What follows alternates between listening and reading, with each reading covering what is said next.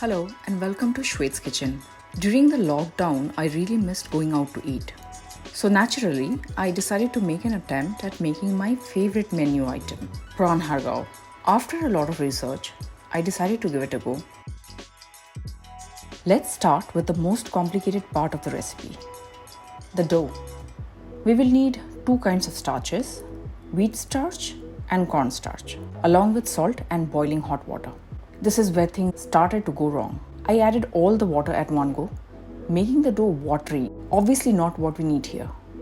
I added more wheat starch to counter that, but the ratios were all screwed up by now. However, I did manage to form a dough. I let the dough rest for 30 minutes. Now I prepare the filling. For this, I chopped up 3 water chestnuts,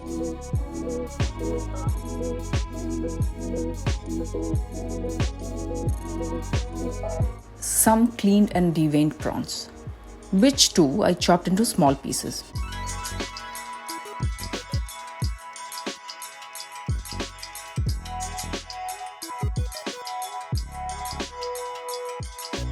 To this, I added salt and white pepper, sesame oil.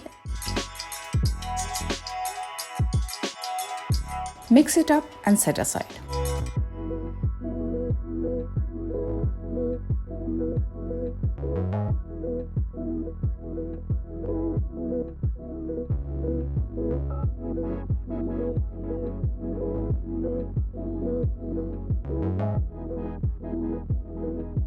Time to roll out the dough into those lovely see-through dumpling wrappers.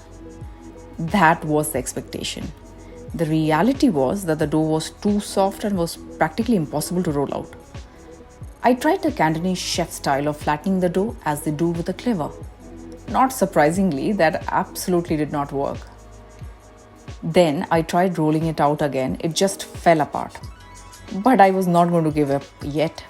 As a last resort, I tried rolling it between sheets of parchment paper and finally it worked.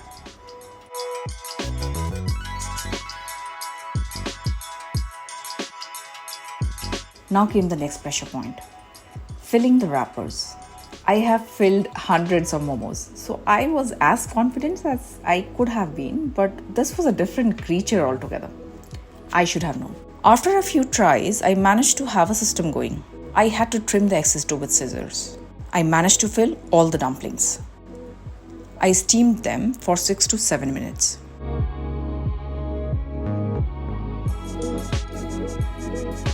While I steamed those dreamy, nightmarish Har Gow dumplings, I made a quick dipping sauce.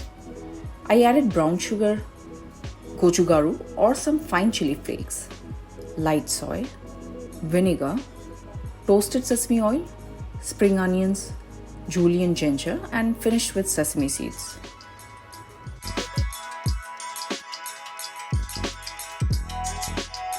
Once steamed, they looked and tasted far better than what I had thought they would. The wrapper was thicker but not doughy.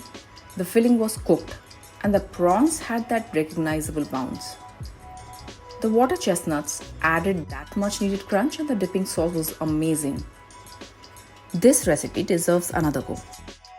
Maybe after I go and try it once from a good Asian eatery. For now, I would recommend you to do the same.